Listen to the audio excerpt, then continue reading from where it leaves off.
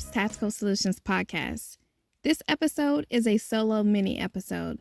I'll be talking about the NRA and I'll be giving you my quick opinion on the Skyy CPX-3. So a quick reminder, make sure that you subscribe, rate, and review, and let me know what you guys think. The first thing that we'll be talking about is the National Rifle Association, also known as the NRA. So I've had a lot of people ask me my opinion on the NRA and how I feel about African Americans and minorities in the NRA. If you've been following the news here lately, you'll see that the NRA has a lot going on. There's some corruption, some issues. In my opinion, I have to say that I really don't feel like minorities are represented in the NRA. In saying that, I'm the type of person that I'm not one to complain about something. I want to do something about it. I also wanted to know what you guys thought about the organization. I posted on my Facebook and my Instagram page and asked those that are on the pages how they felt about the NRA. And I have to say that I was not surprised at all on the feedback that I received. There was only one comment out of over 150 comments that said that they didn't have a problem with the NRA. Some of the comments said that the NRA is unnecessary, racist, a poison for the Second Amendment, and a necessary evil. I'm going to read some of the comments so that you can hear what others feel in regards to the organization. So the first one that I'm going to read says, the NRA does a ton of things that benefit the 2A because they're second to none at those things. Examples would be, no one does more for youth shooting sports and getting youth that come from non-gun owning families to learn gun safety and shoot and get them involved and interested in firearms. They do great in sponsoring many types of shooting events and promoting hunting and gun safety.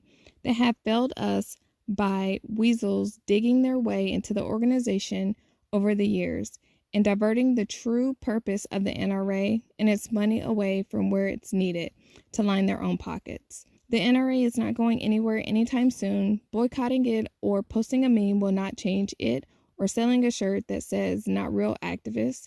We have to fight and vote and change from within by standing up and actually running for these positions. Another comment says, being a member for quite some time now, I've yet to see a membership survey. As a whole, there appears to be no real effort to get feedback from the membership. Therefore, the membership doesn't really have a voice.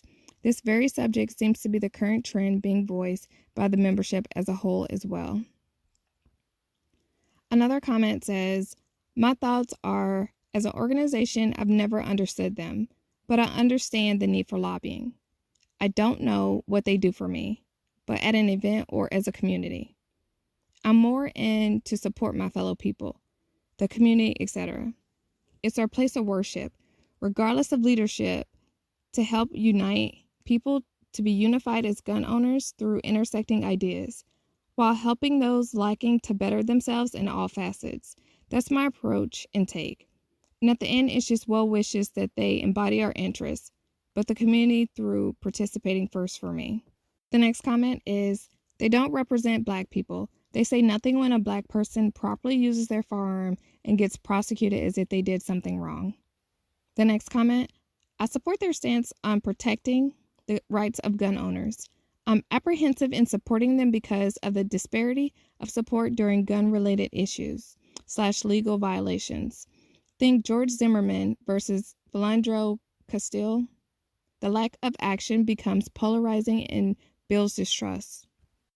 Next comment. Knowing their involvement in the Milford Act kept me leery of the organization's motives, but after years of skepticism, I finally joined after seeing Coleon, Killer Mike, and Maj voice their support. I figured, okay, they're trying to improve. Unfortunately, now I feel that was just a smokescreen because soon after they started messing up, especially with the recent fiasco that have taken place in the past year or two. They seem to be just as corrupt as any other large organization whose only real goal is to line their pockets. All right, so this is the last one that I'm going to share with you guys. I'm an NRA member, and for several years, I maintained certifications as an NRA instructor, specifically pistol, shotgun, and tactical shooting. I maintain those certs because some of the agencies I've trained required those specific certs. I'm also an NRA handgun distinguished expert. My personal belief is that self-defense is a basic human right, as is having the means of self-defense. We are fortunate in this country that the Second Amendment reaffirms this right, and that the NRA has fought to preserve this right. I believe that the NRA hasn't always been proactive in speaking for the rights of certain segments of our population. They should have been all over the Philando Castile case.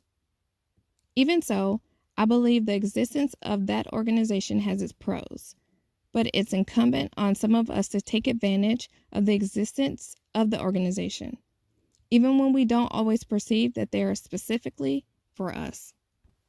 All right, so now that you've heard what others think, what do you think the solution to this problem is? We definitely need more good members to stand up and do the right thing, but what I will say is in order for your voice to be heard in an organization, you must be present and a part of that organization. But I want you to take a quick pause and ask yourself a few questions. Are you a paying member of the NRA or the Gun Owners of America? Or what about any of your local organizations? And what are we doing to change these organizations that we don't agree with? Although I may not look like your average NRA member or instructor, I decided to become an NRA member and instructor. I felt like my voice needed to be heard, and I have to be a member in order for it to be heard. And I was willing to step up and start showing up for my voice to be heard. As an African American woman, I don't see myself reflected within the NRA. Do you see minorities represented within the NRA? In my opinion, they need to clean house. They need to bring in new people with different perspectives. Like many of you have stated, I too am unhappy with the NRA. But I want to remind you that being an NRA instructor is pretty much the standard for a lot of companies, and it's nationally recognized. Luckily for me, I received my firearms instructor certification from the government.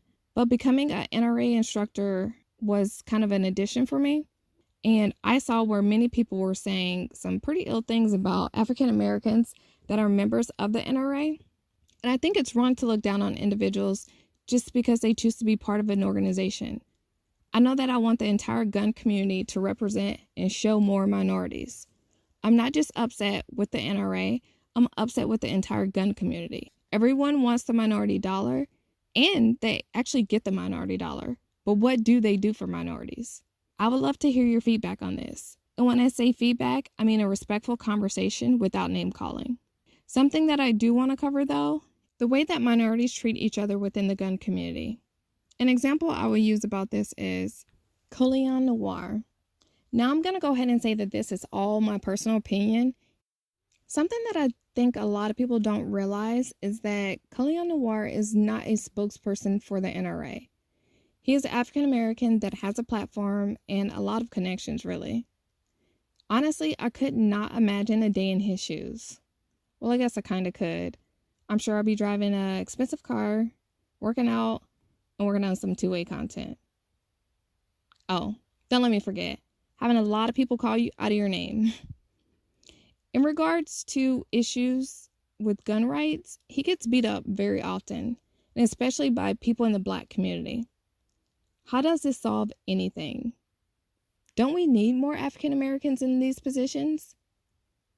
In saying all that, I'll tell you that it's hard to be an African American in the gun community. Anytime the African Americans don't agree with you, they call you a sellout and say things that are extremely stupid. I'm saying all of this from experience.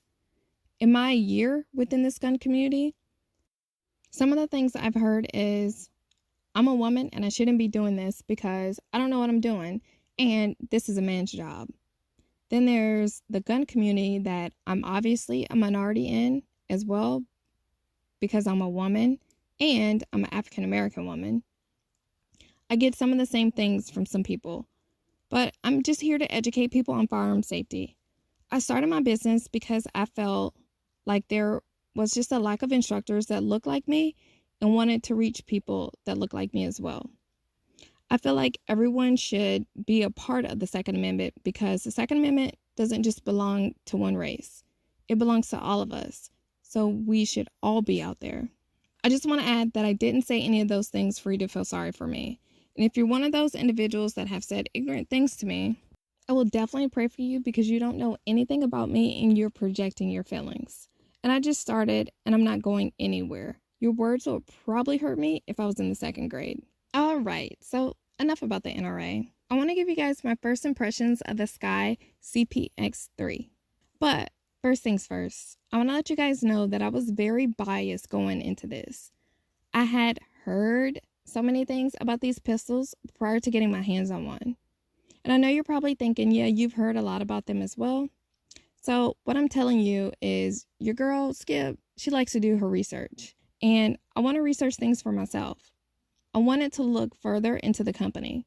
What's the price? Is it something that's affordable for the average shooter? How about a brand new shooter? Is it reliable?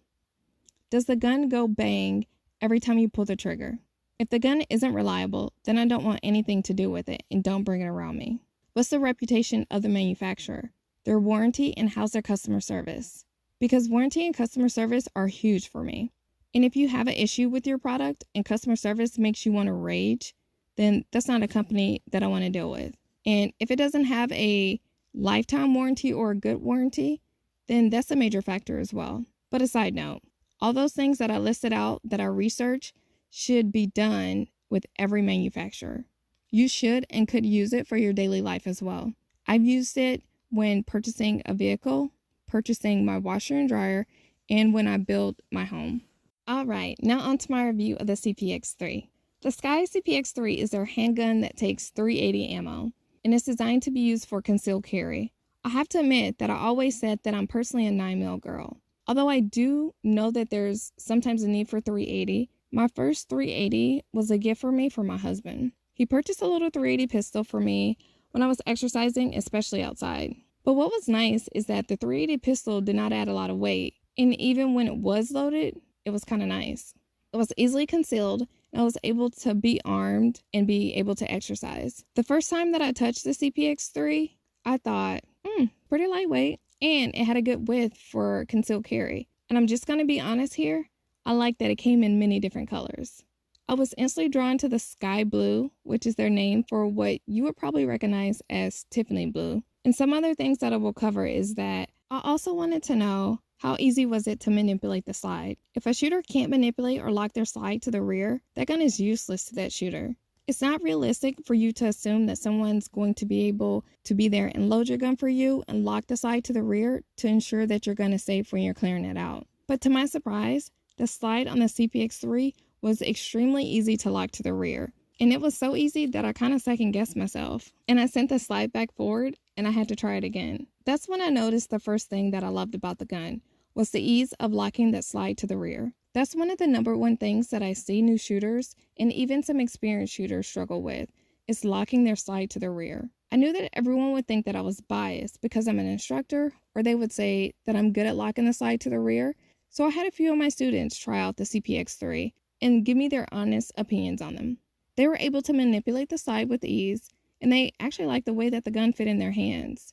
I like the way that it fit in my hands as well. And the next thing that I noticed was the recoil. I noticed that the recoil was easier to manage. I was able to deliver my follow-up shots quicker due to me being able to acquire my shots and get them back on target quicker. And my shots were accurate. The final thing that I'm going to share that I liked about the CPX-3 is the price point. I like that they offer this quality product at a price that the average shooter or new shooter can afford. Because let's be honest, not everyone is going to be able to drive $500, $600, and even up to purchase a handgun. Another thing that I would like to highlight is the fact that I did not have any malfunctions while I was shooting the CPX-3. I shot 50 rounds of Fiocchi with 0 failures. And in closing, I'm extremely glad that I was able to get my hands on the CPX-3 and give an educated opinion on this gun. Oh, and one last thing, the trigger on the CPX-3 was not as long as the CPX-2. I'm going to say that I truly enjoy shooting the CPX-3, and I will do a more in-depth review of the pistol on my YouTube channel soon. And I've had many people ask my opinion on it, and I couldn't give my opinion until I shot one myself. So what I'll tell you is there's definitely a market for these pistols. When I first started my business, I had a booth at a local gun show here in Florida a couple of times, and I would see so many people purchasing them, and it was due to their affordability. It's much easier for someone new to firearms and someone who may be kind of skeptical to purchase a handgun at the price point of a Skyy. MSRP for the CPX-3 is $305, and I've definitely seen them from $180 to $300. I would love to know your thoughts, and let me know if you own a Skyy. Alright guys, so that is it for this week's episode. If you're on my Instagram page, make sure that you head over and enter the Mother's Day giveaway. It is a chameleon concealed carry handbag, and you can make sure that you check my website. And if you need to get a gift for Mother's Day, go ahead and order something so that you can get it in time. Also, really quick, I want to share with you guys that I started a Patreon. A Patreon is a way for you to help support me, and I want to give a shout out to my first patron, which was Mr. Ken Blanchard. If you'd like to check out my Patreon account, you can go to patreon.com/Skips Tactical Solutions. Don't forget to subscribe, rate, and review this podcast if you loved it. I hope that you'll tune in to the next episode.